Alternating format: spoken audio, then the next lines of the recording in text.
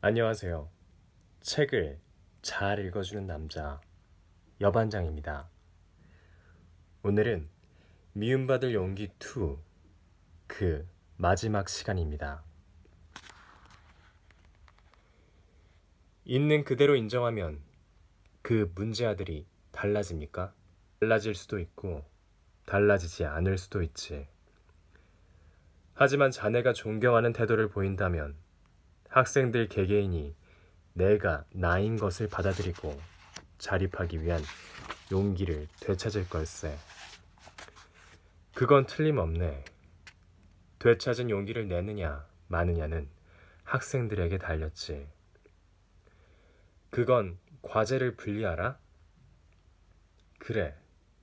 물가에 데려갈 수는 있지만 물을 마시게 할 수는 없네. 자네가 아무리 훌륭한 교육자라고 해도 학생들이 달라진다는 보장은 어디에도 없어.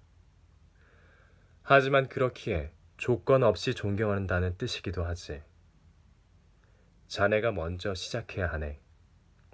조건을 일절 달지 않고 어떠한 결과가 기다리고 있더라도 처음 첫 발을 내딛는 것은 자네여야 하네. 하지만 그러면 아무것도 변하지 않아요. 이 세계에는 어떤 권력자도 강요할 수 없는 것이 두 가지 있네. 뭔데요? 존경과 사랑일세. 가령 회사 조직의 꼭대기에 있는 사람이 강한 권력을 가진 독선적 인물이었다고 하세. 분명 직원들은 무슨 지시를 내리든 따르겠지. 고분고분한 기색을 보일 거야. 하지만 그것은 공포가 깔린 복종이지. 거기에 존경은 추호도 없어. 나를 존경하라고 외쳐봤자 아무도 따르지 않네. 점점 마음이 떠날 뿐이지. 그건 그렇습니다. 게다가 서로 간에 존경이 존재하지 않는다면 거기에는 인간으로서의 관계도 존재하지 않을 걸세. 그런 조직은 단순히 못과 나사, 톱니바퀴처럼 기능하기 위한 인간이 모인 것에 불과해. 기계와 같은 작업은 할 수 있을지 몰라도 인간다운 일을 할 수는 없는 사람이지. 에이, 뭘 그리 말을 빙 돌리면서 하세요. 요컨대 선생님은 제가 학생들한테 존경받지 못해서 교실이 엉망진창이 된 거라고 말하시는 거잖아요. 잠시 겁을 먹긴 했어도 존경하지는 않겠지. 반이 제대로 돌아가지 않는 것도 당연해. 엉망이 된 반을 그냥 두고 볼 수 없게 된 자네는 강권적인 수단을 쓰게 돼. 힘을 써서 겁을 줘서 무조건 자네 말을 따르게 하겠지. 분명 일시적인 효과는 기대할 수 있을지 몰라. 말을 잘 듣게 되었다고 안도할지도 모르지. 하지만 이쪽이 하는 말 따위는 듣지 않는다? 그래. 아이들은 자네가 아니라 권력에 복종하는 것뿐이야. 자네를 이해할 생각은 추호도 없지. 귀를 닫고 눈을 감고 분노의 광풍이 지나가기만을 기다릴 뿐이네. 말씀대로입니다. 그러한 악순환에 빠지는 것도 자네가 학생들을 존경하는, 무조건 존경하는 첫 발을 내딛지 못했기 때문일세. 첫 발을 내딛지 못했으니 내가 무엇을 해도 통할 리 없다. 그런 말씀이네요. 그래. 아무도 없는 공간에 대고 고함을 지른 거야. 들어줄 리가 없지. 좋아요. 여전히 반론해야 할 것이 산더미처럼 많지만 일단 받아들이죠. 그래서 만일 선생님의 말이 옳다면, 다시 말해 존경을 실마리로 해서 관계를 맺으려면 대체 어떻게 존경을 표해야 합니까? 설마 환한 미소를 지으며 너를 존경하고 있어 라고 말이라도 하라는 건가요? 존경이란 말로 하는 것이 아닐세. 게다가 그렇게 다가오는 어른의 거짓말이나 속셈을 아이들은 민감하게 읽어내지. 이 사람은 거짓말을 하고 있다 라고 생각하는 순간 존경하는 마음은 나오지 않을 걸세. 네, 그것도 말씀대로입니다. 그래서 어찌하란 건가요? 도대체가요. 선생님은 지금 존경에 대해서 큰 모순이 내포된 이야기를 하고 있어요. 오, 어떤 모순이지? 존경부터 시작하라. 철학자는 말한다. 교육뿐 아니라 모든 인간 관계의 토대는 존경에서 비롯된다면서. 분명 인간은 존경하지 않는 사람의 말은 귀담아 듣지 않는다. 철학자의 주장에도 이해가 가는 부분은 있다. 하지만 모든 타인을 존경하라. 학급의 문제아도 세상의 악당들도 전부 존경의 대상이다. 라는 주장에는 절대 반대한다. 게다가 이 남자는 자기의 무덤을 팠다. 간과할 수 없는 모순을 말했다. 역시 내가 해야 할 일은 이것이다. 이 석굴에 숨어 지내는 소크라테스를 매장시키는 것이다. 청년은 천천히 입술을 축이다가 단숨에 말을 쏟아냈다.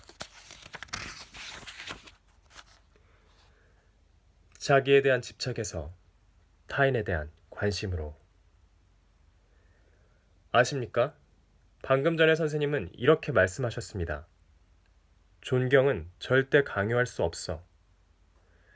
정말이지 그건 그렇습니다. 저도 매우 동의합니다. 그런데 입에 침이 마르기도 전에 학생들을 존경하라고 말씀하시네요. 이상하지 않습니까? 강요할 수 없는 것을 스스로에게 강요하다니.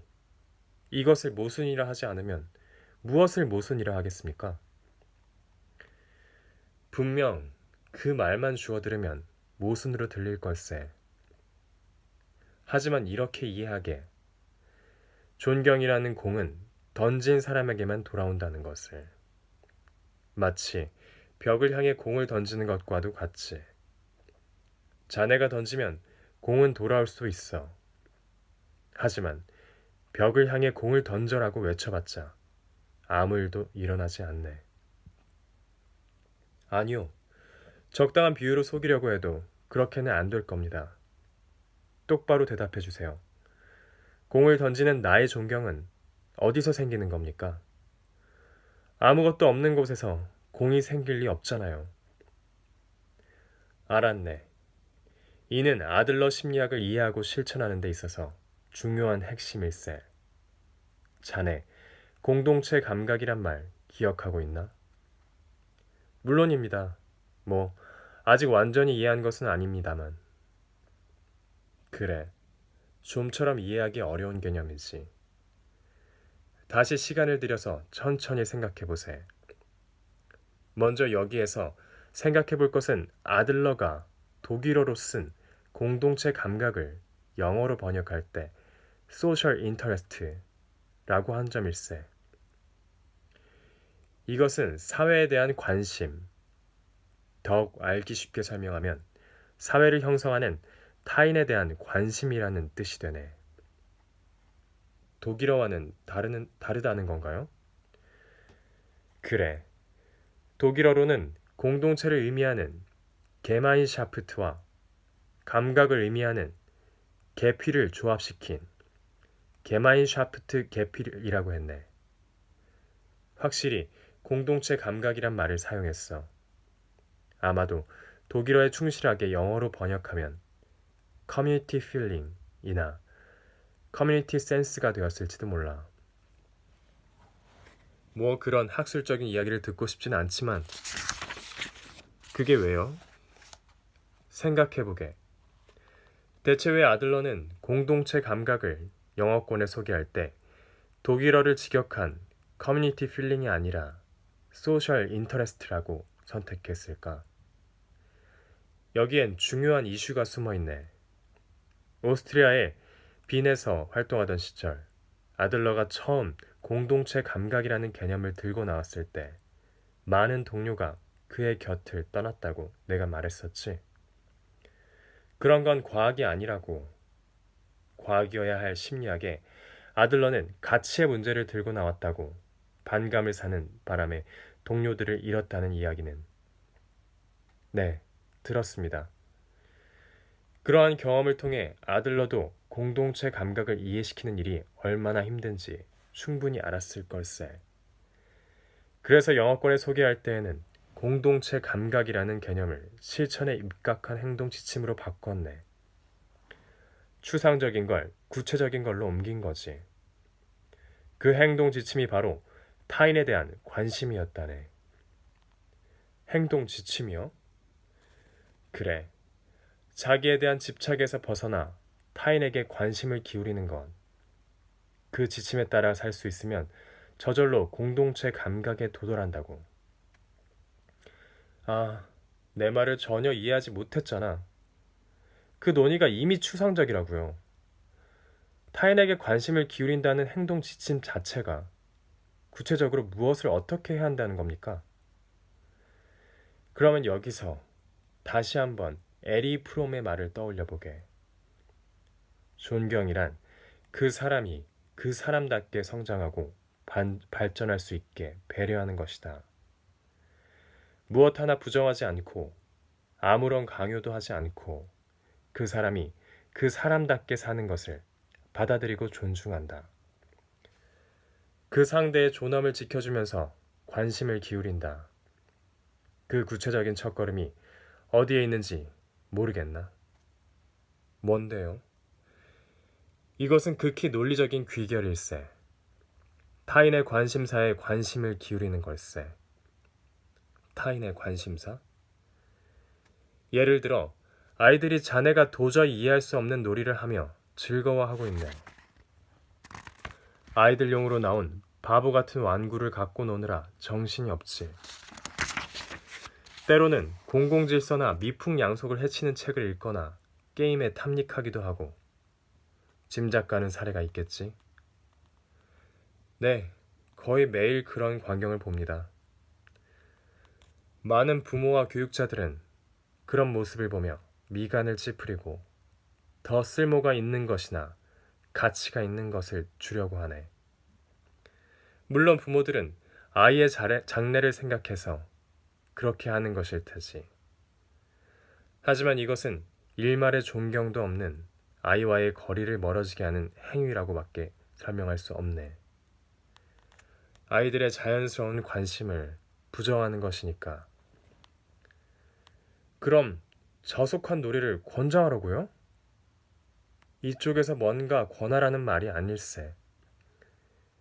그저 아이들의 관심사에 관심을 기울이라는 것이지. 자네가 보기에 아무리 저속한 놀이일지라도 일단은 그게 어떤 건지 이해하려고 해보게.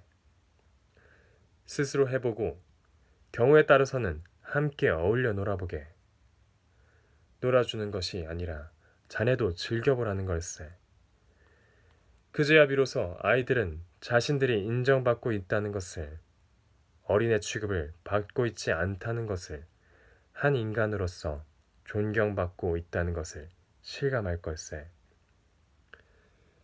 하지만 그건 아이만이 아닐세. 이것은 모든 인간 관계에 필요한 존경의 구체적인 첫걸음일세.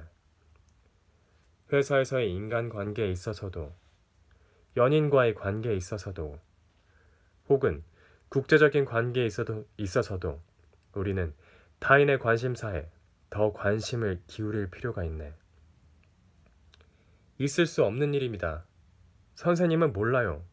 그 아이들의 관심사가 얼마나 천한 것을 포함하고 있는지. 괴기하고 이상한 것을 품고 있다고요. 그럴 때 올바른 길을 제시해 주는 것이 우리 어른들의 역할이 아닙니까? 아닐세. 공동체 감각에 관한 아들러는 기꺼이 이런 표현을 썼네. 우리에게 필요한 것은 타인의 눈으로 보고, 타인의 귀로 듣고, 타인의 마음으로 느끼는 것이다. 뭐라고요? 자네는 지금의 눈으로 보고, 자네의 귀로 듣고, 자네의 마음으로 느끼려고 하네. 그래서 아이들의 관심사에 대해 천하다거나 괴기스럽다는 말을 하는 거야. 아이들은 그렇게 생각하지 않네. 그러면 아이들은 무엇을 보고 있을까? 일단 그걸 이해하지 않으면 안 돼. 아니요. 무리예요. 불가능하다고요, 그런 건. 왜지? 만약 우리가 같은 마음과 같은 인생이라면 선생님은 벌써 잊어버렸는지 모르지만요. 저는 똑똑히 기억하고 있어요. 3년 전, 맨 처음에 선생님은 제게 이렇게 단언하셨죠. 우리는 누구나 객관적인 세계에 살고 있는 것이 아니라 스스로 의미를 부여한 주관적인 세계에 살고 있다. 우리가 문제로 삼아야 할 것은 세계가 어떠한가가 아니라 세계를 어떻게 보고 있는가 하는 점이다. 우리는 자신의 주관에서 벗어날 수 없다. 그래, 그랬지. 그럼 묻죠. 자신의 주관에서 벗어나지 못하는 우리가 어떻게 해서 타인의 눈으로 보고 타인의 귀로 들으며 더 나아가 타인의 마음까지 느낀다는 겁니까? 말장난 좀 적당히 하세요. 중요한 지적이야. 분명 우리는 자신의 주관에서 벗어날 수 없네. 그리고 당연히 타인이 될 수도 없어. 하지만 타인의 눈에 비친 것과 타인의 귀에 들리는 소리는 상상할 수 있네. 아들러는 이렇게 제안했지. 먼저, 만약 내가 이 사람과 같은 마음이고 같은 인생을 산다면 어떨까를 생각해 보라고. 그렇게 해보면 반드시 나도 이 사람과 같은 과제에 직면하겠지. 라고 이해할 수 있고, 나아가서는 반드시 나도 이 사람과 같은 방식으로 대응하겠지. 라고 상상할 수 있을 거라고. 오늘은 여기까지 읽겠습니다. 미움받을 용기 2는 오늘이 마지막 시간입니다. 다음에 더 좋은 책으로 찾아뵙겠습니다. 마음에 드셨으면 구독 그리고 좋아요 눌러주세요. 감사합니다.